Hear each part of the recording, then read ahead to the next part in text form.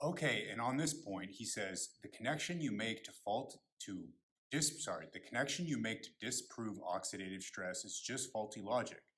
Just because antioxidants aren't efficacious doesn't mean oxidative stress is invalidated.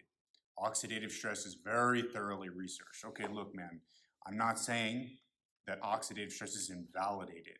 Like, what does that mean? Of course, oxidative stress is real. Oxidative stress has been researched.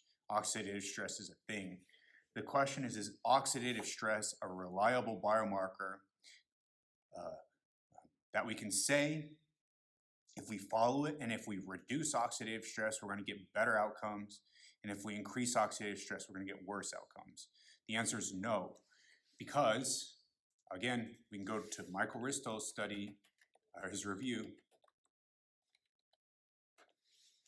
He has multiple reviews on this topic that are very widely cited. That doesn't, of course, mean that they're good.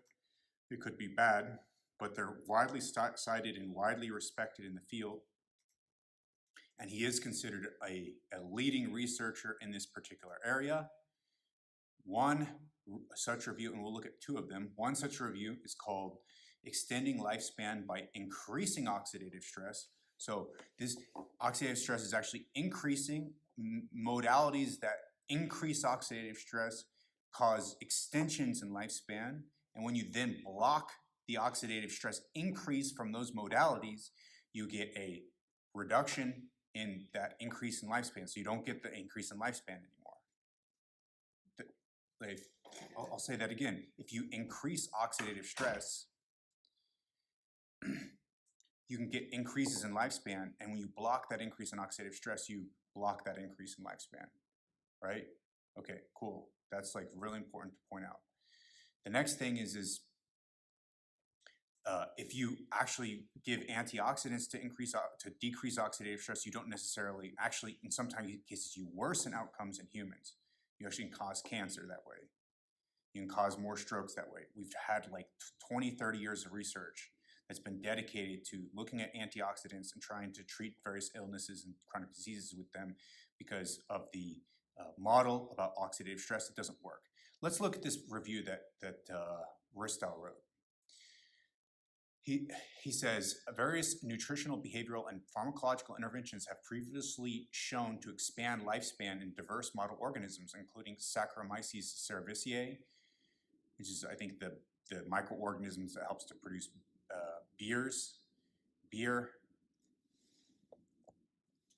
including that organism, including C. elegans, Drosophila melanogaster. So there's this worm, tiny worm called C. elegans, and there's Drosophila, which is a fly, mice, rats, as well as possibly monkeys and humans. This review aims to summarize published evidence that several longevity-promoting interventions may converge in causing an activation of mitochondrial oxygen consumption to promote increased formation of reactive oxygen species. These serve as molecular signals to exert downstream effects to ultimately induce endogenous defense mechanisms, culminating in increased stress resistance and longevity. An adaptive response, more specifically named mitochondrial hormesis or mitohormesis. Consistently, we here summarize findings that antioxidant supplements that prevent these ROS signals, reactive oxygen species signals, interfere with the health promoting and lifespan extending capabilities of calorie restriction and physical exercise. Taken together and consistent with ample published evidence, the findings summarized here question Harman's free radical theory of aging and rather suggest that reactive oxygen species act as essential signaling molecules to promote metabolic health and longevity. So the original theory in aging research, going back to, let's look, he actually summarizes Harman's theory.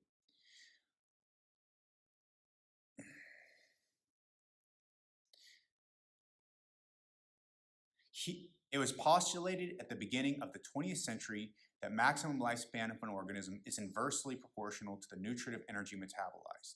Consequently, Pearl's rate of living hypothesis, formulated soon after, suggests that increased metabolic rate results in decreased lifespan in eukaryotes.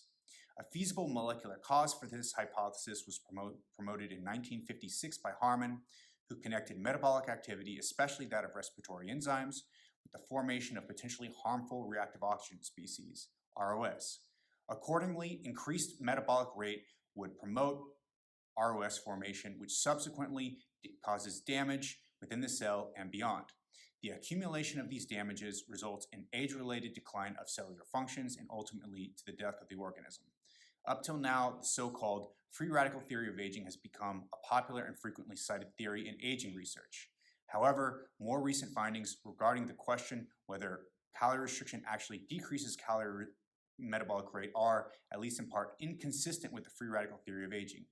Hence, it has been reported that calorie restriction increases metabolic rate in the nematode and well-established model organism for aging of research C. elegans. Furthermore, a positive correlation between low metabolic rate and enhanced lifespan can also be observed in Drosophila. And they go on to say, it ends up being pointed out that caloric restriction actually increases oxidative stress. Let's look at a couple more things. So he actually talks about this in some detail. ROS lowering interventions were widely promoted as anti-aging strategy in humans as a result of Harman's free radical theory of aging. Antioxidants, a group of synthetic or naturally occurring substances which are capable of scavenging free radicals, were extensively examined in this regard. Unexpectedly, and in contrast to some of the above-mentioned work in lower organisms, several prospective clinical intervention studies were unable to show a positive association between supplement with antioxidants and health beneficial effects. Whereas most studies found a lack of effect in regards to health promotion in humans. Other reports even suggest that antioxidants may promote cancer growth. Moreover, supplementation with antioxidants has been linked to increased incidence of a number of diseases with adverse effects on human longevity. Not surprisingly, these findings question Harman's free radical theory of aging and require a different point of view concerning the role of mitochondrial reactive oxygen species formation. Accordingly, numerous findings have emerged in recent years indicating that reactive oxygen species may evoke cellular signaling that promotes metabolic health and longevity. And we can go on and on. It's just like, and then there's a whole bunch of different things that show that this is the case, that show more reactive oxygen species actually can help with longevity. There's knockout models showing if you knock out reactive oxygen species formation, you actually impair lifespan of these animals. The point being that this whole theory of reactive oxygen species being bad or oxidative stress being bad is not necessarily true. Oxidative stress biomarkers are not reliable biomarkers for disease. This is in contrast to biomarkers like LDL cholesterol. Now, you can reduce LDL cholesterol through some mechanisms that are harmful. And you can, for example, you can have a heart attack, and a heart attack will reduce LDL cholesterol, right? So there are some mechanisms by which reducing LDL cholesterol is bad, right? But all else equal, if LDL cholesterol is the only thing that's changing, it will be good. And if you can change other things along with LDL cholesterol that also are not bad, which is what happens with statins. Statins reduce LDL cholesterol. They also do other things that aren't bad, and in some cases might be helpful. You're still going to get a good effect. But all else equal, if you reduce LDL cholesterol, you'll have a very powerful positive effect on the organism. In this case, human beings, especially since we're relatively predisposed to cardiovascular disease.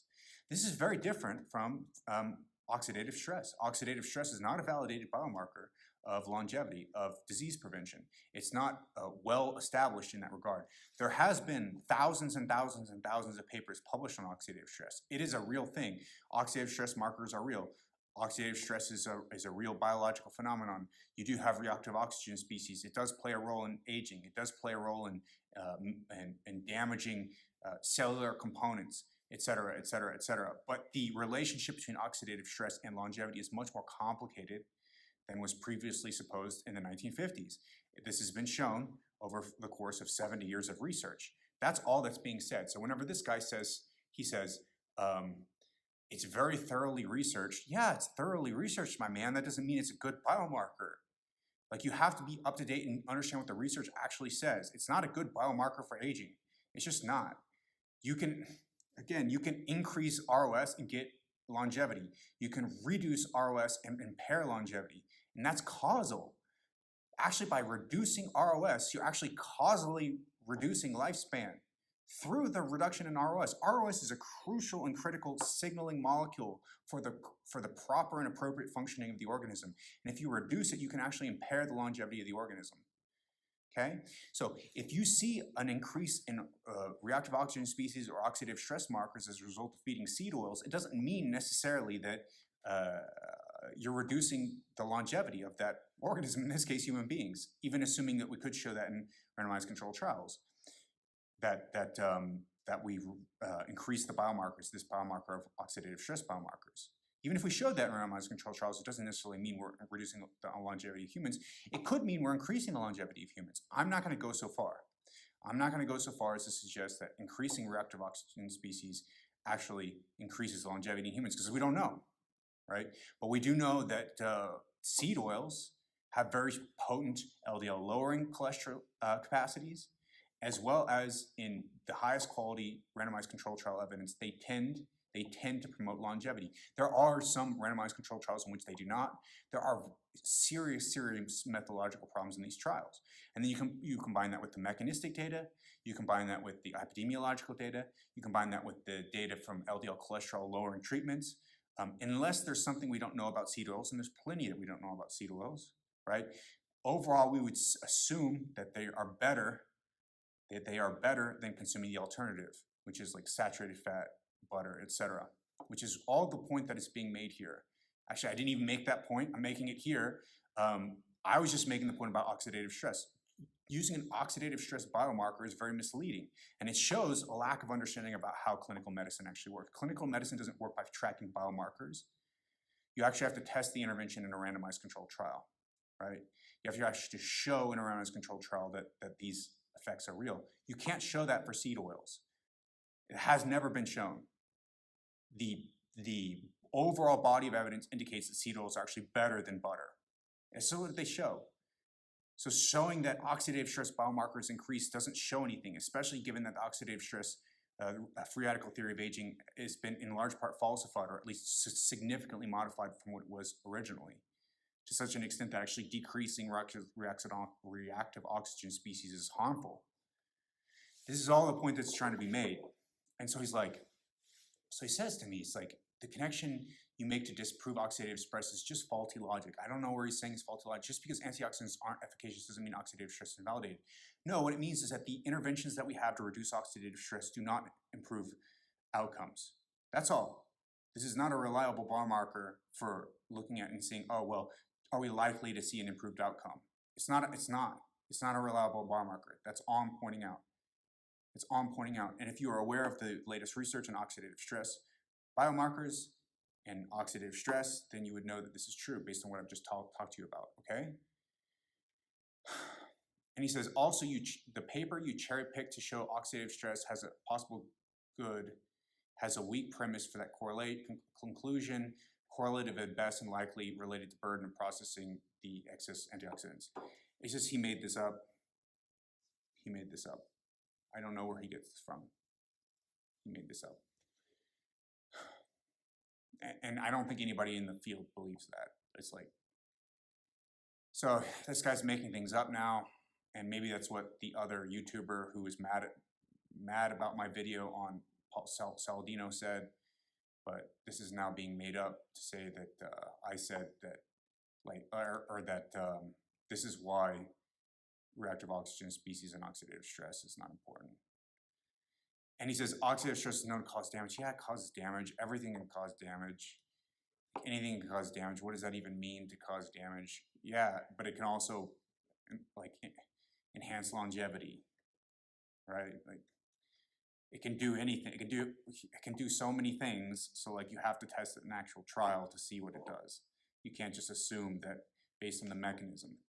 That's mechanistic speculation. You can't assume based on mechanistic plausibility that something's going to work. That's what we've shown in my videos. Health and misinformation dominates on social media. I showed that very clearly. I can show that again. Let's show that again real quick. Show that again real quick for you guys, because you guys need to see this study. So there's this study from, I think 2020.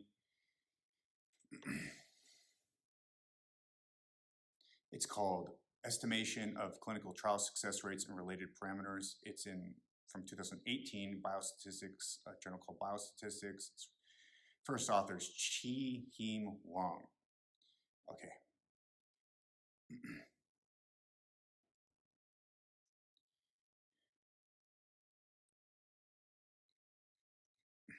If you look at the rate of success of drugs in randomized controlled trials,